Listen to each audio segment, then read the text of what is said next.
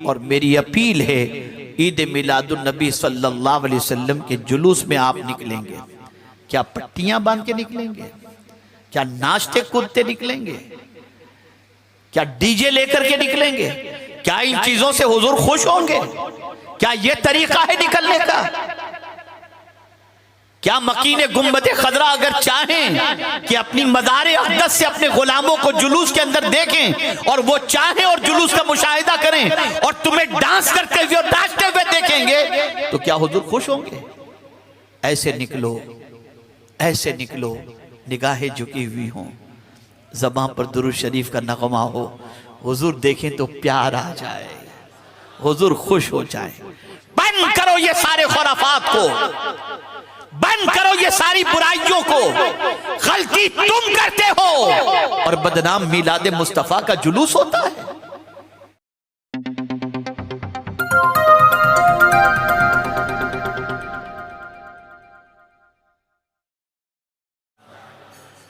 मेरे प्यारे आका सल्लल्लाहु ताला अलैहि वसल्लम के प्यारे दीवानों, हम और आप इस वक्त बांद्रा की सरजमीन पर आकाए करीम रऊफ़ुर रहीम अलैहि तहिय्यत व तस्लीम के मीलाद पाक की महफिल में हाजिर हैं।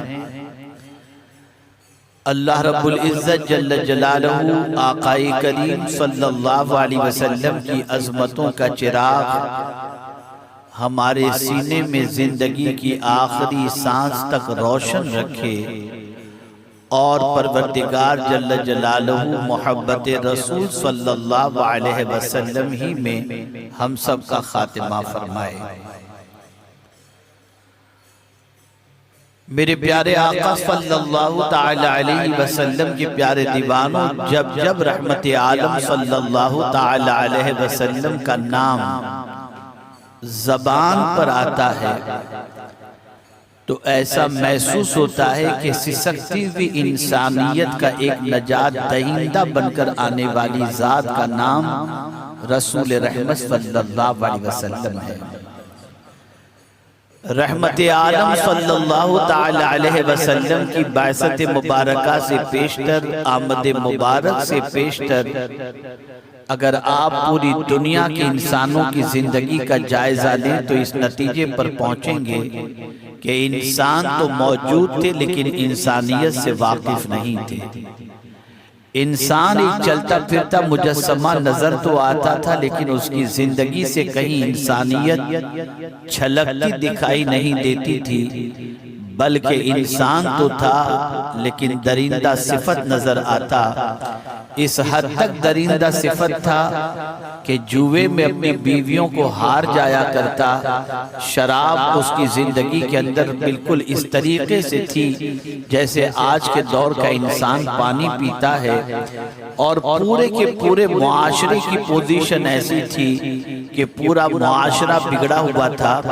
40 साल तक पैगंबर रहमत सल्लल्लाहु अलैहि वसल्लम ने उसी मुआशरे के अंदर अपनी जिंदगी के लम्हात को गुजारे और करीब से आकाए करीम सल्लल्लाहु ताला अलैहि वसल्लम ने पूरे मुआशरे का जायजा लिया और उस मुआशरे को किस तरीके से सुधारा जाए, किस तरीके से संवारा जाए, उसके बारे में रसूल आज़म सल्लल्लाहु अलैहि वसल्लम ने मंसूबा बंदी की। और दुनिया ने देखा कि कलील मुद्दत के अंदर पैगंबर रहमत सल्लल्लाहु अलैहि वसल्लम ने हर मुआशरे के पहलू को और दुनिया के इंसान की जिंदगी के हर पहलू की खराबी को इस तरीके से दूर किया कि क़यामत तक ऐसा कोई दूर करने वाला इंसान पैदा न हुआ है और न हो सकेगा।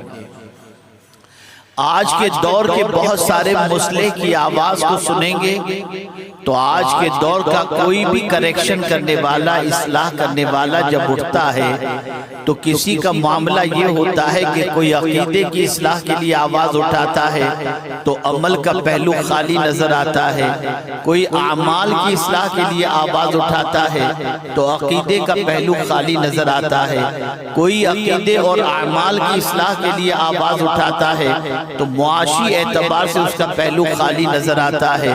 अगर कोई मुआशी खुशहाली की तरफ इंसान को ले जाना चाहता है तो फिर अखलाकी ज़वाल वहां पर नजर आता है।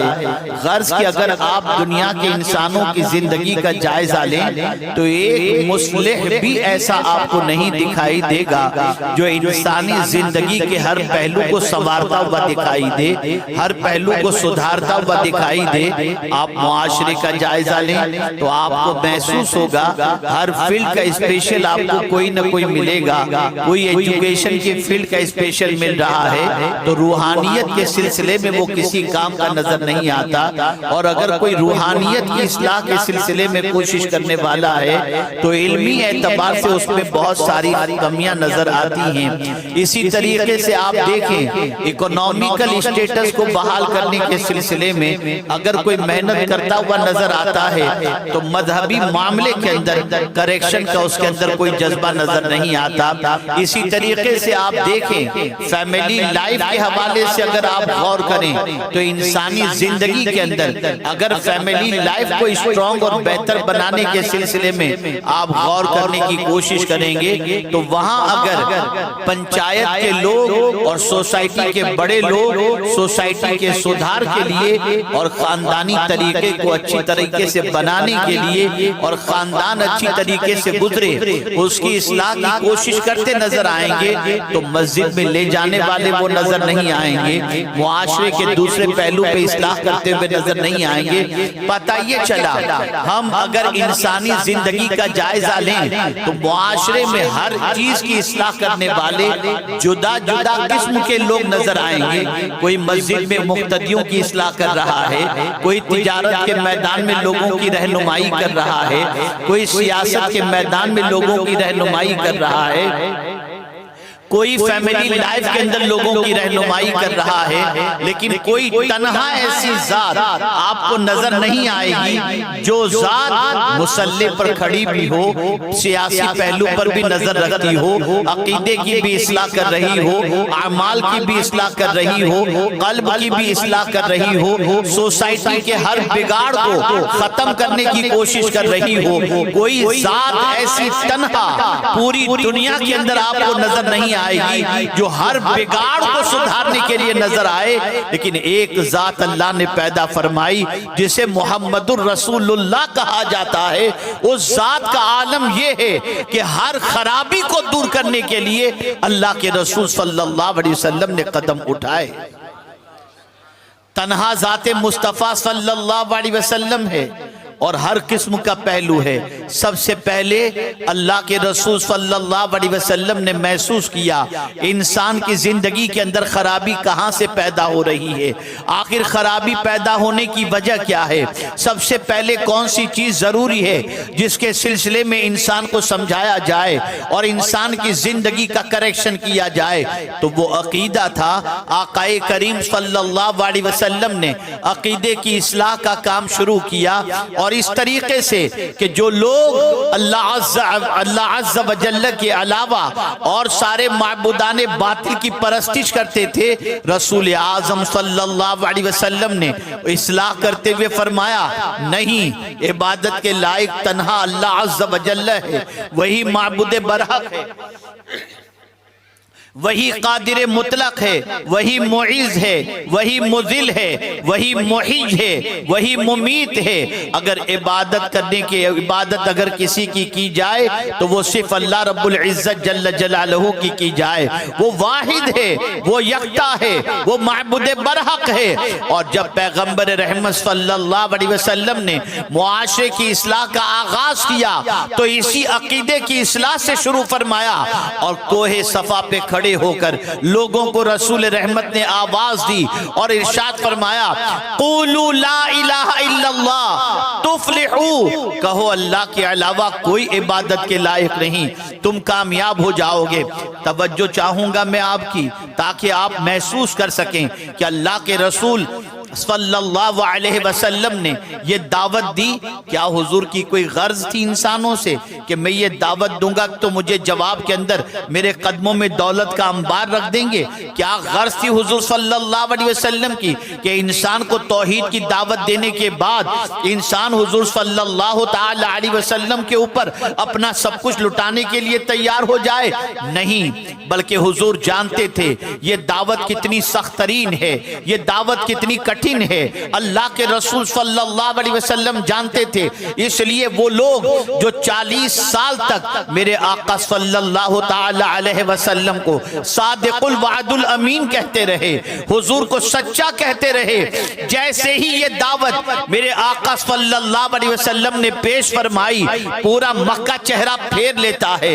हुजूर सल्लल्लाहु अलैहि वसल्लम पर लफ्जों के तीर चलने शुरू हो जाते हैं, कांटे बिछाने शुरू हो जाते हैं, रास्ते में पत्थरों की बारिशें होती शुरू हो जाती हैं, शाब अबी तालिब में मासूर कर दिया जाता है, सोशल बाइकाट किया जाता है।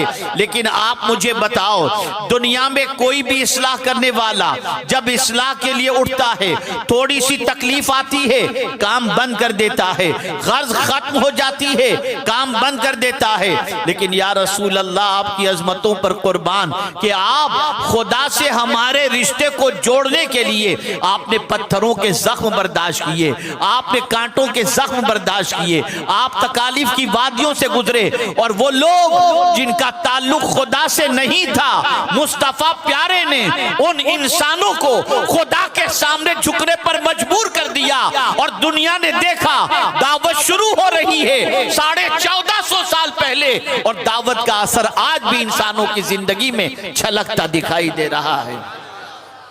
वो इंसान जो हर एक के सामने झुक जाया करता, वो इंसान जो हर एक को अपना माबूद तसव्वुर किया करता, अल्लाह के रसूल सल्लल्लाहु अलैहि वसल्लम ने इस्लाह फरमाई और बताया, नहीं नहीं, अगर झुका जाएगा तो खुदा के सामने झुका जाएगा।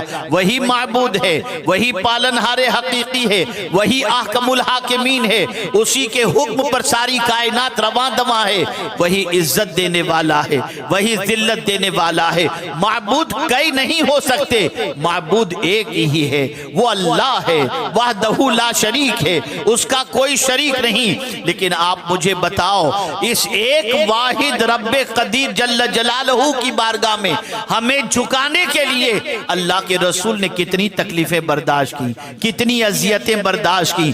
और याद रखो, इस्लाह का काम शुरू होता है, उस वक्त इब्तिदाई मरहला कठिन होता है, लेकिन जब दावत लोगों के दिलों पर सच्ची तरीके से असर करनी शुरू हो जाती है, तो फिर दावत का असर सदियों तक नजर आता है। तो पहले आकाए करीम सल्लल्लाहु अलैहि वसल्लम ने लोगों को खुदा से जोड़ा, खुदा की बारगाह में झुकाना शुरू किया।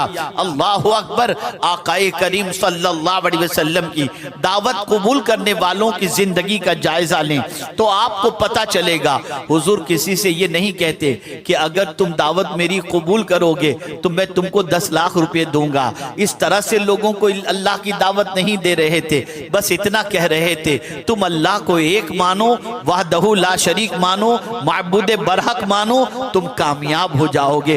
कौन सी कामयाबी? अल्लाह अकबर। अब तुम्हारी पेशानी हर जगह नहीं झुकेगी, जब अल्लाह की बारगाह में झुकेगी, और झुक करके जब तुम कहोगे सुबहान रब्बियल आला, तो परवरदिगार इस मेरी उसकी बारगाह में झुके हुए बंदे को वो इज्जत अता करेगा जिस इज्जत की बुलंदी तक कोई दूसरा पहुंच नहीं सकता है।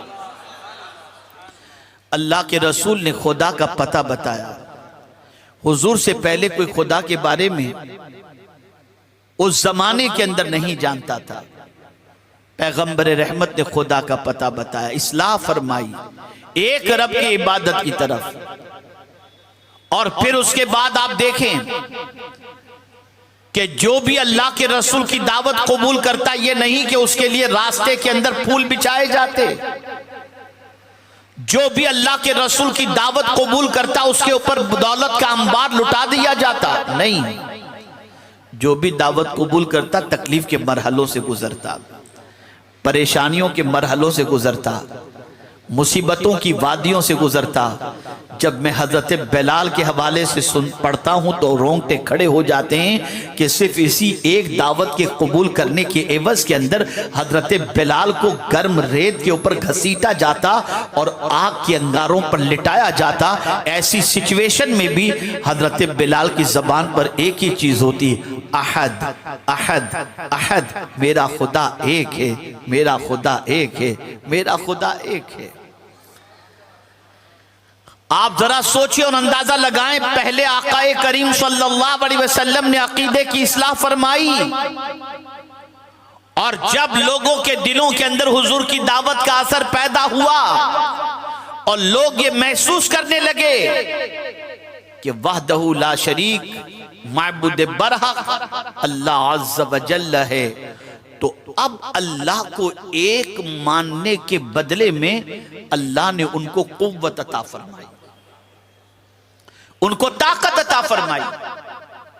और कहीं ना कहीं से इंसान के तसव्वुर के अंदर एक खुदा को मानने का तसव्वुर मौजूद है, लेकिन वो लोग जो कहते हैं खुदा है तो नजर क्यों नहीं आता, वो नजर ना आए तो हम खुदा को कैसे माने। तो ऐसी बहुत सारी चीजें हैं जो नजर नहीं आती लेकिन हम मानते हैं। मैं आपसे पूछता हूं,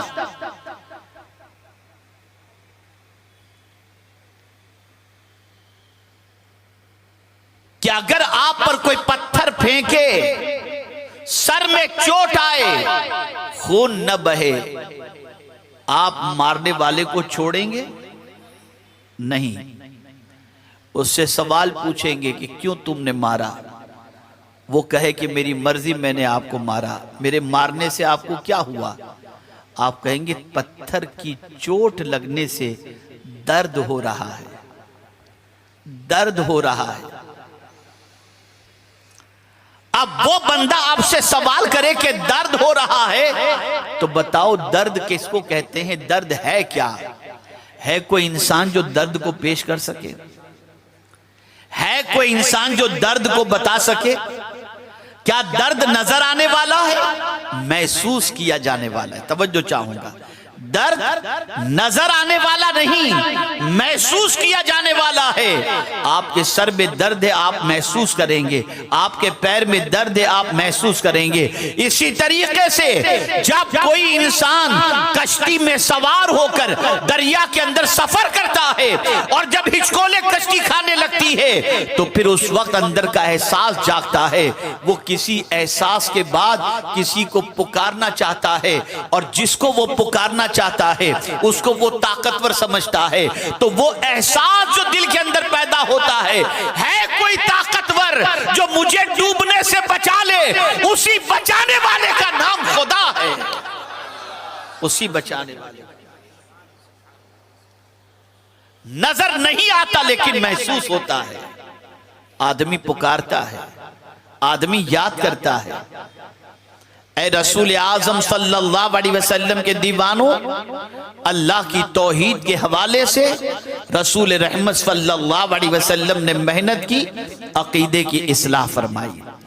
अब उसके बाद आकाए करीम सल्लल्लाहु अलैहि वसल्लम ने देखा इंसानी जिंदगी बेराह रवी की तरफ जा रही है, अपनी मर्जी की लोग जिंदगी गुजार रहे हैं, अपनी तबीयत के मुताबिक जिंदगी गुजार रहे हैं और वो ये समझते हैं हमारी जिंदगी हम जो चाहें करें, हमें कौन पूछने वाला है। जिस्म हमारा है, कहीं भी लेकर जाएं, कुछ भी करें, कौन हमें पूछेगा।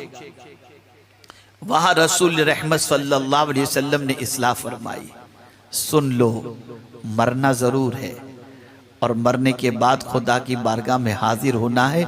उस वक्त तुम्हें तुम्हारी जिंदगी के बारे में अल्लाह पूछेगा, इसलिए कि जिंदगी तुम्हें किसी और ने नहीं, अल्लाह ने दी है। तो जिसने जिंदगी दी है वो तुमसे जिंदगी के बारे में सवाल पूछेगा।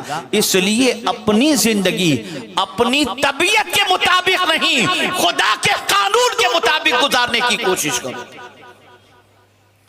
वो लोग, मैं आपको क्या बताऊं, हुजूर की बासत से पहले सबसे अज्जड़ अरब के लोग नजर आएंगे, सबसे जाहिल अरब के लोग नजर आएंगे, सबसे बिगड़े हुए अरब के लोग नजर आएंगे, झगड़ालू अरब के लोग नजर आएंगे, बीवियों को जुए में हारने वाले अरब के लोग नजर आएंगे, शराब पीने वाले अरब के लोग नजर आएंगे, हर बुराई में डूबे हुए अरब के लोग नजर आएंगे, जिंदा बच्चियों को दफन करने वाले अरब के लोग नजर आएंगे। लेकिन 23 साल की कलील मुद्दत के अंदर इन बिगड़े हुओं को लोगों की आंखों का तारा बनाया किसने? मदीने के ताजदार ने बना दिया। आप जरा सोचो, जिन लोगों की जिंदगी बेराह रवी की शिकार थी, जहालत की वादियों में भटक रहे थे, बुराइयों के दलदल में डूबे हुए थे, कोई चलने का सलीका नहीं था, कोई जिंदगी गुजारने का दस्तूर उनके पास नहीं था, तन्हा मदीने के ताजदार ने इतनी मेहनत की कि जिंदगी के हर गोशे को, हर पहलू को मेरे आका सल्लल्लाहु अलैहि वसल्लम संवारते चले गए। अब सिचुएशन ये हुई, जो उनको देखता उनको चलने का तरीका आ जाता, जो उनको देखता उनको बात करने का तरीका आ जाता, और दुनिया के अच्छे इंसानों के अंदर रसूल आजम ने अपने सहाबा को ऐसा बना दिया कि वो जहां चले गए उनकी जिंदगी को देखकर लोगों के सीनों के अंदर इस्लाम की अजमतों का सिक्का बैठ गया। किसने सुधारा? हुजूर ने सुधारा। हर पहलू को मैं तवज्जो चाहूंगा। आज का बाप अपने बेटे को तालीम के जेवर से आरास्ता करता है, लेकिन अखलाकी पहलू की तरफ तवज्जो नहीं, किरदार की तरफ तवज्जो नहीं, सोशल एक्टिविटीज की तरफ तवज्जो नहीं, बातचीत करने के आदाब से मुताल्लिक तवज्जो नहीं। नतीजतन पढ़ा लिखा जाहिल इस दुनिया के अंदर बढ़ता जा रहा है। पढ़ा लिखा तो है बच्चा, लेकिन लबो लहजा बताता है कि इसके पास एजुकेशन या अखलाक नाम की कोई चीज नहीं है। आदतें बताती है कि अखलाक का कितना गिरा हुआ है। इसलिए कि नजर मुस्तफा जाने रहमत से हटी, ये सारी खराबियां पैदा हो गई। लेकिन हुजूर सल्लल्लाहु अलैहि वसल्लम ने ताजिरों को भी सुधारा, हुजूर सल्लल्लाहु अलैहि वसल्लम ने ऐसे लोगों को भी संवारा जिनकी जिंदगी में एजुकेशन के हुसूल की रमक मौजूद थी, उन्हें तालीम भी दी और उनको पेशवा भी बनाया। मेरे प्यारे आका सल्लल्लाहु ताला अलैहि वसल्लम के प्यारे दीवानों, थोड़ा सा मैं समझाता हुआ कुरान की रोशनी में चलूं तो आप समझते हुए चले जाएंगे। अल्लाह अकबर। मेरे प्यारे आका सल्लल्लाहु ताला अलैहि वसल्लम के प्यारे दीवानों, सबसे पहले मैं आता हूं अखलाक की तरफ। अल्लाह अकबर। आज बड़ी मादरत के साथ मैं अर्ज करूंगा, बड़ी मादरत के साथ हमारे यहाँ गाली गलोच मुआशरे के अंदर कॉमन हो चुकी है। औरतें गालियां दे रही हैं, बच्चे गालियां दे रहे हैं, बच्चियां गालियां दे रही हैं, माँ बहन से गालियों से गुफ्तगू का आगाज हो रहा है। लेकिन आप जरा देखें, गाली तो बहुत बड़ी बात हो गई। हजरत बिलाल तशरीफ फरमाते हैं, हजरत बिलाल तशरीफ फरमाते और हजरत अबू जर तशरीफ लाते हैं रदी अल्लाह ताला अन्हुमा। हजरत अबू जर रदी अल्लाह ताला अन्हु अजीम जाहिद अल्लाह के रसूल सल्लल्लाहु अलैहि वसल्लम के सहाबी। अल्लाह अकबर। हजरत अबू जर रदी अल्लाह ताला अन्हु ने हजरत बिलाल को देखा तो ज़बान से सिर्फ इतना अजराहे मजाक कह दिया, या इब्नल हबशा, ए हबशी के बेटे, इतना सा कहा, कोई गाली नहीं दी, इतना जुमला कहा। हजरत बिलाल की आंखों से आंसू निकल गए। रोते हुए हुजूर के पास हाजिर आए, अल्लाह के रसूल सल्लल्लाहु अलैहि वसल्लम से अर्ज करते हैं, या रसूल अल्लाह सल्लल्लाहु ताला अलैहि वसल्लम, आज अबू जर ने मुझे इब्नुल हबशा कहा। सरकार ने सुना, फौरन हजरत अबू जर को बुलाया। तवज्जो चाहूंगा, गाली नहीं दी थी उन्होंने, सिर्फ हबशी के बेटे कहा था, काली के बेटे कहा था। बुलाया हजरत अबू जर को, पहले पूछा, अबू जर क्या तुमने बिलाल से ये कहा? तो हजरत अबू जर ने गर्दन झुका ली। सरकार सल्लल्लाहु अलैहि वसल्लम महसूस करने लगे कि इन्होंने इक़बाल जुर्म कर लिया है, इनकी ज़बान से ये जुमला जरूर निकला है। तो अब सरकार क्या फरमाते, जुमला देखिए हदीस के अंदर, अक्ल दंग रह जाएगी। रहमते आलम सल्लल्लाहु अलैहि वसल्लम फरमाते हैं, अबू जर, क्या दौरे जाहिलियत का तरीका आज भी तुम्हारे अंदर मौजूद है? यानी अब इस्लाम आ चुका है, रंग की वजह से किसी को ताना नहीं दिया जा सकता, इतना सुनना था। हजरत अबू जर लेट गए और हजरत बिलाल से फरमाते हैं, ए बिलाल, अपने पैरों से मेरे चेहरे को रोंद डालो, इसलिए कि मैंने अपनी जबान से ऐसी बात क्यों कही। मैं पूछना चाहता हूं, ए रसूल आजम सल्लल्लाहु अलैहि वसल्लम के दीवानों, हमारे नबी ने सिर्फ मस्जिद में नमाज का तरीका नहीं सिखाया, हमारे नबी ने सिर्फ तिजारत के मैदान के उसूल नहीं बताए, हमारे नबी ने सिर्फ हज और उम्रा और ज़कात के तरीके नहीं बताए, बल्कि मुस्तफा प्यारे ने हर उस पहलू की इस्लाह फरमाई जिस पहलू को गलत रखने की वजह से इंसान का वकार मजरू होता है, इंसान की इज्जत खत्म होती है, इंसान की आबरू चली जाती है, इंसान की दिल आजारी होती है। अल्लाह के रसूल सल्लल्लाहु अलैहि वसल्लम ने ये जुमला कहकर कि क्या आप भी दौरे जाहिलियत की अदाएं तुम्हारे अंदर मौजूद हैं, पता चला हुजूर ने जिस चीज की इस्लाह फरमा दी है, अगर सच्चा मुसलमान है, आमद रसूल की खुशी मनाने वाला मुसलमान है, तो उसे चाहिए कि जो पत्थरों के जख्म बर्दाश्त करके हमें जीने का सलीका अता किया है, उस रसूल के नक्शे कदम पर चलकर हर बुराई को अपनी जिंदगी से निकाल करके बाहर फेंक दे। मियां आसान नहीं है इस्लाह करना, हर कोई इस्लाह को कबूल नहीं करता, इस्लाह के लिए गालियां सुननी पड़ती हैं, इस्लाह के लिए मसाइब को बर्दाश्त करना पड़ता है, इस्लाह के लिए मुसीबतों की वादियों से गुजरना पड़ता है, इस्लाह के लिए मुआशरे के गुंडों के ताने बर्दाश्त करने पड़ते हैं। और आप रसूल रहमत की जिंदगी का जायजा लीजिए, एक पहलू की इस्लाह के लिए नहीं आए थे। जिस जमाने के अंदर औरतों को कोई इज्जत नहीं थी, बल्कि कुरान मुकद्दस के अंदर मौजूद है, लोग अपने बाप के मर जाने के बाद, सौतेला बाप मर जाता तो अपनी सौतेली मां से लोग निकाह कर लिया करते थे। ये दौर था। बच्चियों को जिंदा दफन किया जाता, बीवियों को जुए में हार दिया जाता, मां की कोई इज्जत नहीं थी। लेकिन या रसूल अल्लाह, आपकी अजमतों पर कुर्बान, मां के कदमों में जन्नत ला करके हुजूर ने रख दी।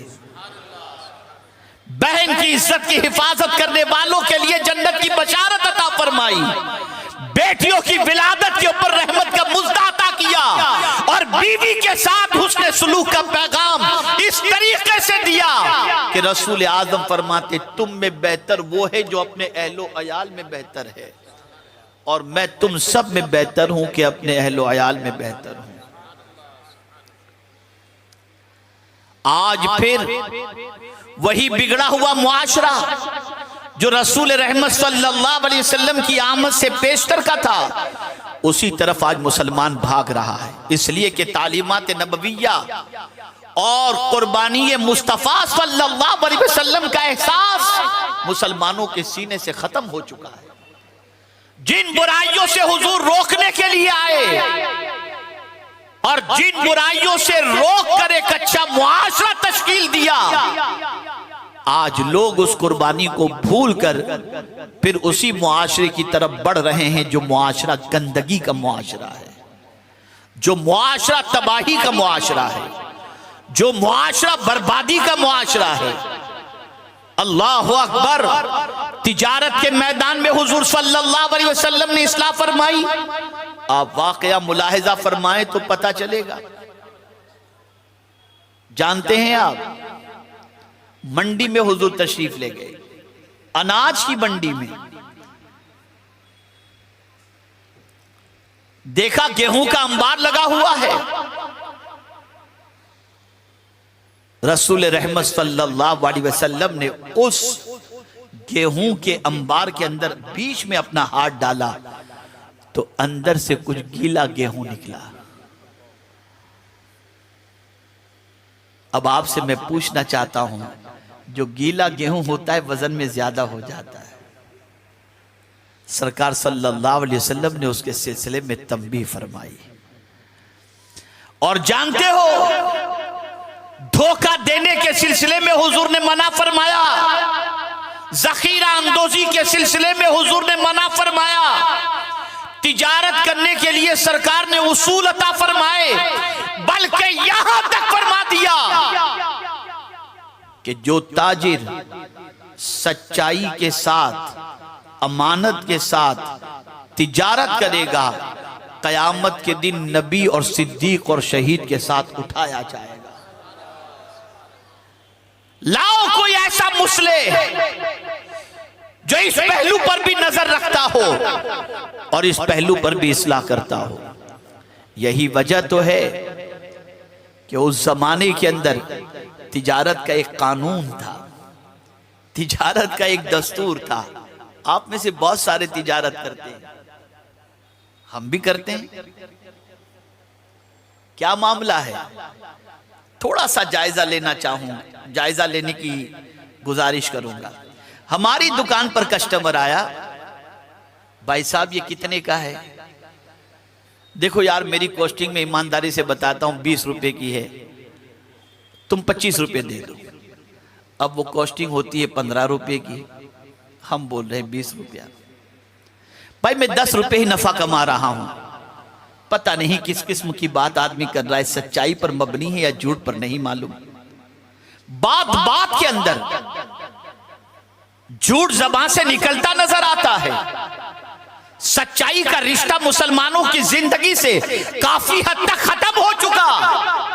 धोखाधड़ी बढ़ती जा रही है, अमानत में खयानत बढ़ती जा रही है, झूठ बढ़ता जा रहा है, लोगों का माल हजम करने की आदत बनती जा रही है। लेकिन हुजूर के जमाने में इस्लाह कितनी अजीम हो गई थी, जरा तरीका मुलाहिजा फरमाएं। हो सकता है इससे पहले ये वाक़या आपने सुना हो, लेकिन मौजू की मुनासिबत से जानते हैं आप, मदीने में कहत पड़ा, लोग दाने दाने के लिए परेशान, दाने दाने के लिए परेशान।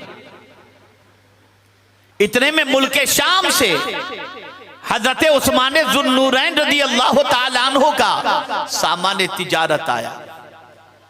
मदीने के ताजिरों को पता चल गया कि उस्मान का माल आया हुआ है।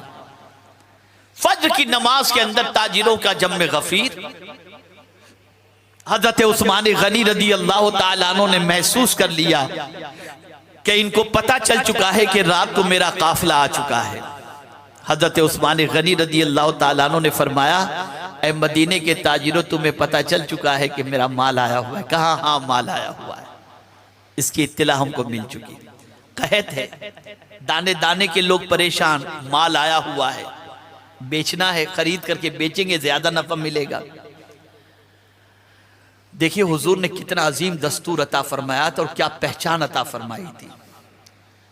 एक ताजिर खड़ा हुआ, हजरत उस्मान गनी ने फरमाया, कौन है जो मेरा माल खरीदेगा? एक ताजिर खड़ा हुआ, का उस्मान, तुम्हारे माल की कीमत का दुगना मैं दे दूंगा। माल की कीमत का दुगना। कितने का है नहीं पूछ रहे, तवज्जो चाहूंगा। यकीन था कि उस्मान झूठ नहीं बोलेंगे, तुम्हारी जो कॉस्टिंग है उसका डबल मैं दे दूंगा। हजरत उस्मान गनी कहते, मुझे इससे ज्यादा मिलता है, मुझे इससे ज्यादा चाहिए। एक दूसरे ताजिर खड़े हुए, मैं इससे 1 गुना और ज्यादा दे दूंगा।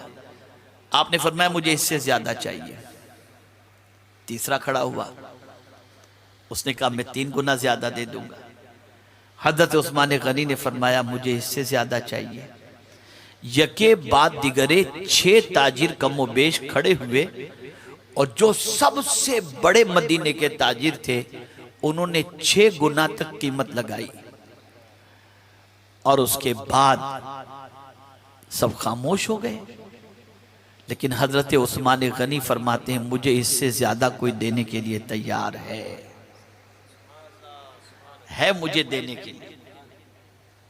अब उन लोगों को हैरत हैरत हुई कि मदीने के बड़े ताजिर तो हम ही लोग हैं, कौन है जो हमसे ज्यादा देने वाला है? बोली लगाने वाला तो नजर नहीं आता, और उस्मान कह रहे हैं कि मुझे इससे ज्यादा मिल रहा है।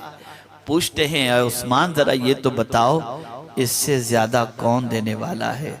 जवाब में फरमाते, मेरा मौला देने वाला है, इसलिए कि उसने 1 का 10 गुना देने का वादा फरमाया है।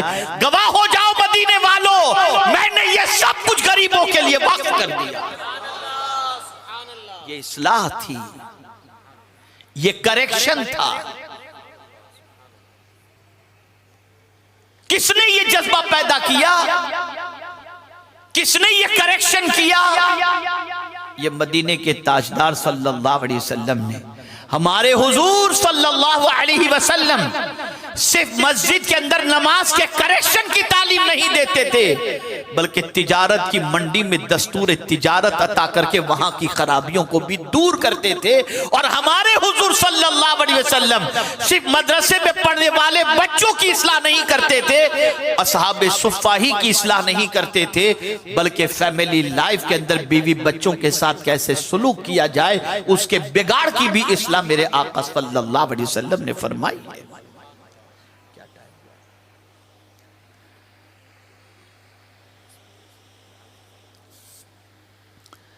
तो ऐ रसूल आज़म सल्लल्लाहु अलैहि वसल्लम के दीवानों, आका करीम सल्लल्लाहु ताला अलैहि वसल्लम ऐसे मुस्लिह आज़म हैं जिन्होंने जिंदगी के हर पहलू की इस्लाह फरमाई। अब इस्लाह कहते किसे हैं, थोड़ा सा इसको भी समझें आप। इस्लाह कहते हैं खराबी को दूर करके खूबी को पैदा करना। खाली खराबी दूर करने का नाम इस्लाह नहीं। मैं इसको समझाऊंगा तो बात समझ में आ जाएगी। इस्लाह कहते हैं खराबी को दूर करके खूबी पैदा करना, इसको कहते हैं इस्लाह। अब मैं आपको समझाऊं तो समझ में बात आ जाएगी। दो लोगों के दरमियान झगड़ा है तो हम क्या कहते हैं? सुलह करा दो, कहते हैं ना। भाई आप मुझे जवाब दें, मैं समझूं कि मेरी बात आप समझ रहे हैं। कंप्रोमाइज कराने के लिए हम निकलते हैं तो क्या कहते हैं? सुलह करा दो, है ना। अब सुलह को जो मैंने इस्लाह की तारीफ की उस एंगल से आप समझें। सुलह का मतलब क्या है? दुश्मनी दूर करके दोस्ती पैदा करना। ऐसे ही इस्लाह कहते हैं खराबी को दूर करके खूबी पैदा करना। तो सरकार ने खराबी ही दूर नहीं की, खराबी में जिंदगी गुजारने वालों में खूबियां पैदा फरमा दी। ये मेरे आका की शान थी, ये मेरे मुस्तफ़ा जान रहमत सल्लल्लाहु अलैहि वसल्लम की शान थी। इसीलिए आप देखें रसूल रहमत सल्लल्लाहु अलैहि वसल्लम ने जैसे इंसान तैयार किए, क़यामत तक कोई यूनिवर्सिटी ऐसे इंसान तैयार नहीं कर सकती। न सिद्दीक़ अकबर जैसा कोई तैयार हो सकता है, न फारूक आज़म जैसा कोई तैयार हो सकता है, न उस्मान गनी जैसा कोई तैयार हो सकता है, और न मौला अली जैसा कोई तैयार हो सकता है। ये हुजूर ने तैयार किए हैं। तो अर्ज करने का मंशा ये है कि कुरान कहता है वला तुफसिदू फिल अर्द बाद इस्लाहिहा, बिगाड़ पैदा न करो, बिगाड़ पैदा मत करो, जमीन पर बिगाड़ पैदा मत करो। उसकी इस्लाह के बाद सुधारने के अंदर वक्त लगता है, सुधारने के अंदर कुर्बानियां देनी पड़ती हैं, सुधारने के लिए तकलीफों के मराहिल से गुजरना पड़ता है, सुधारने के लिए मसाइब की वादियों से गुजरना पड़ता है।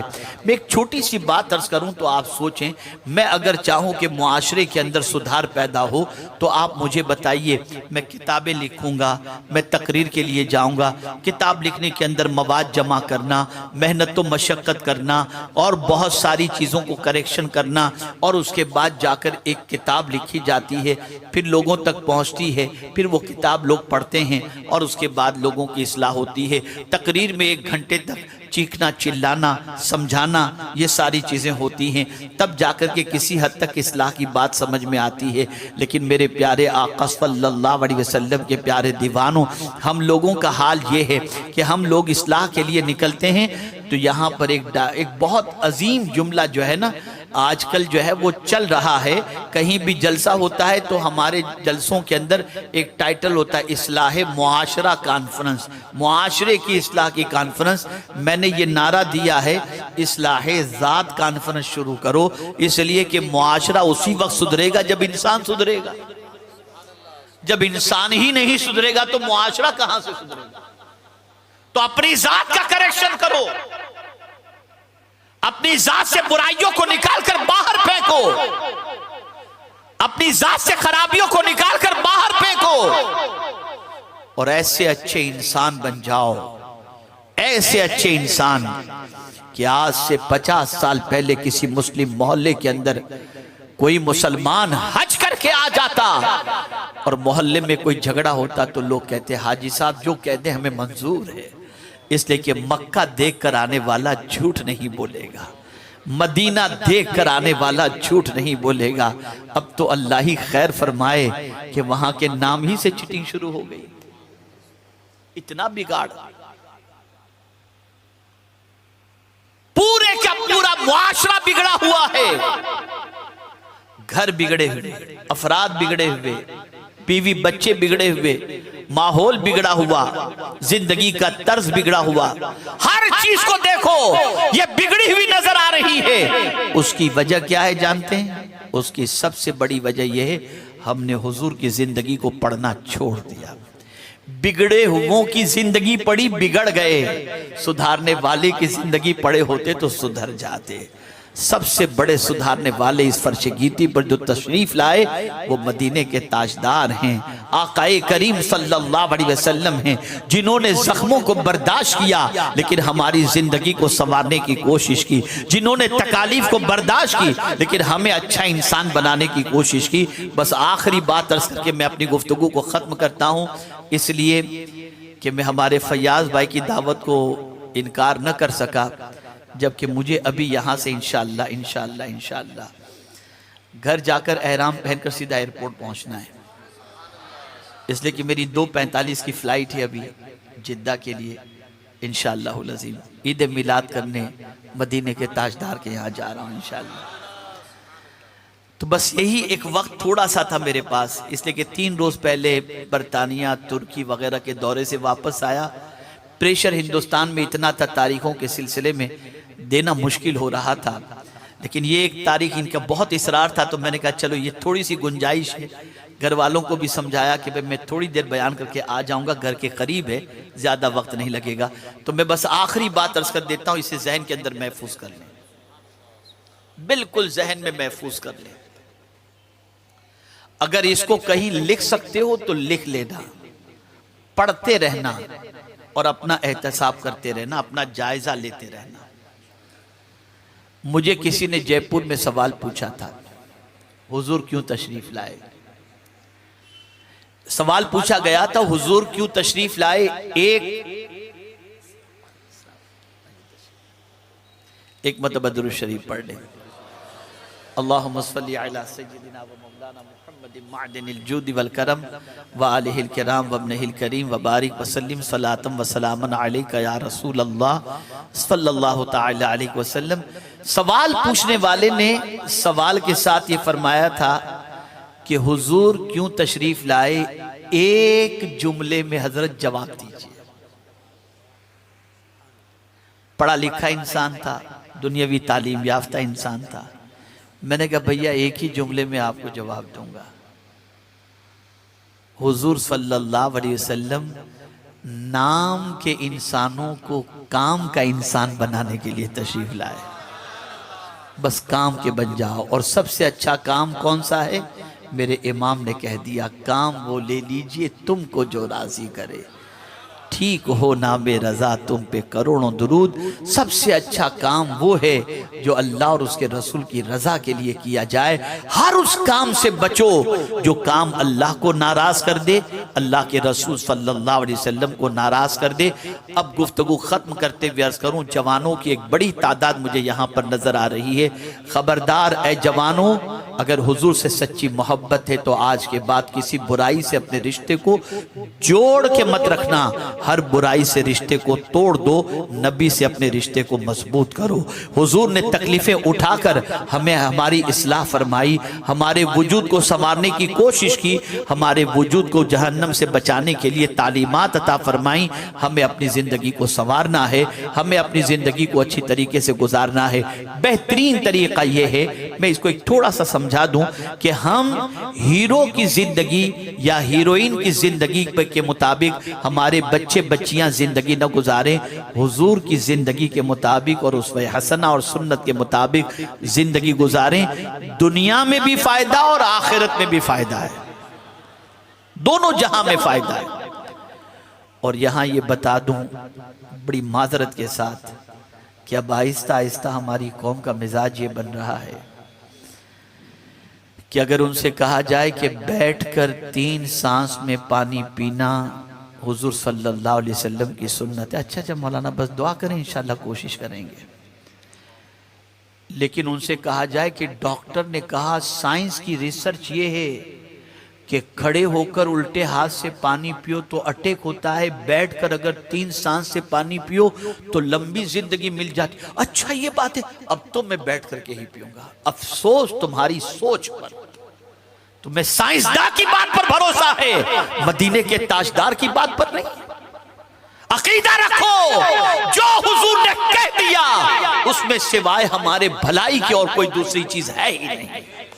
साइंस तो आज कुछ कहती है, कल कुछ कहेगी, हुजूर ने जो कह दिया वो कयामत तक के लिए हक है।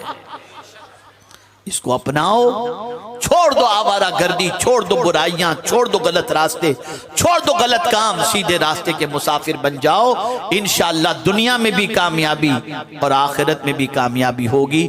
और मेरी अपील है, ईद मिलादुन नबी सल्लल्लाहु अलैहि वसल्लम के जुलूस में आप निकलेंगे, क्या पट्टियां बांध के निकलेंगे? क्या नाचते कूदते निकलेंगे? क्या डीजे लेकर के निकलेंगे? क्या इन चीजों से हुजूर खुश होंगे? क्या यह तरीका है निकलने का? क्या मकीने गुंबदे खदरा अगर चाहें कि अपनी मज़ारे अक़दस से अपने गुलामों को जुलूस के अंदर देखें और वो चाहें और जुलूस का मुशाहिदा करें और तुम्हें डांस करते हुए और नाचते हुए देखेंगे, तो क्या हुजूर खुश होंगे? ऐसे निकलो, ऐसे निकलो, निगाहें झुकी हुई हों, ज़बान पर दुरूद शरीफ का नगमा हो, हुजूर देखें तो प्यार आ जाए, हुजूर खुश हो जाए। बंद करो ये सारे खुराफात को, बंद करो ये सारी बुराइयों को। गलती तुम करते हो और बदनाम मिलाद मुस्तफा का जुलूस होता है, इसलिए सारी चीजें बंद होनी चाहिए। हमें एक तरीका अता किया गया, हम ईद के दिन निकलते हैं, ईद उल फित्र के लिए निकलते हैं तो कैसे निकलते हैं, किस तरीके से निकलते हैं? तकबीर तशरीक पढ़ते हुए निकलते हैं। हमें निकलने का तरीका बताया गया, अगर तुम्हें खुशी मनाने के लिए भी निकलना है ना, तो नाचते कूदते नहीं, अल्लाह का जिक्र करते हुए निकलो, अल्लाह के रसूल का जिक्र करते हुए निकलो। मैं उम्मीद करता हूं इस साल हमने बहुत बड़े पैमाने पर यह मुहिम शुरू की है और पहली क्लिप हुजूर मुफक्किर इस्लाम की आई और उस क्लिप को सुनने के बाद एक शख्स ने 30,000 रुपए डीजे के लिए जमा करवा दिए थे। कैंसिल करने पर उसको एक पैसा भी नहीं मिलने वाला था। उसने कहा 30,000 गए तो गए, लेकिन हमने तौबा कर ली, हम जुलूस में डीजे लेकर नहीं आएंगे। बंद करो ये सारी चीजें। तुम्हारा प्रेजेंटेशन ऐसा हो कि देखकर दुनिया पुकार उठे, ये नबी का दीवाना है, ये नबी का आशिक है। इसकी तरफ तवज्जो देना जरूरी है और साथ ही साथ नमाज के वक्त नमाज अदा करो। मुझे याद है हमारे अल्हम्दुलिल्लाह इमाम साहब क़िबला तशरीफ फरमा है, मैं जब बांद्रा के जुलूस में शरीक होता था तो असर की नमाज का वक्त होता था या मगरिब की, मुझे याद नहीं आ रहा है, तो हम लोग ये असर की नमाज, यही नमाज हम लोग जमात के साथ अदा करते थे। नमाज जमात से पढ़ो, पाबंदी के साथ पढ़ो और अहद करो कि हुजूर आप जिस मकसद के लिए इस दुनिया में तशरीफ लाए और आपको अल्लाह ने जिसके लिए भेजा, हम आपकी दावत पर लब्बैक कहते हुए आज के बाद जिंदगी शैतान के नक्शे कदम पर नहीं, आपके नक्शे कदम पर गुजारने की कोशिश करेंगे। तो हुजूर भी राजी हो जाएंगे, रब्बे कदीर जल्ल जलालहू भी राजी होगा। इन्हीं कलिमात खैर पर मैं अपनी गुफ्तगू को मुकम्मल करते हुए आप तमामी हजरात को पेशगी ईद मिलादुन नबी सल्लल्लाहु अलैहि वसल्लम की मुबारकबाद पेश करता हूँ और दुआ करता हूँ कि अल्लाह ताला आक़ाए करीम सल्लल्लाहु अलैहि वसल्लम के सदक़ो तुफ़ैल हम सबको मदीने के ताजदार सल्लल्लाहु अलैहि वसल्लम की सुन्नतों पर, तालीमात पर अमल की तौफीक नसीब फरमाए।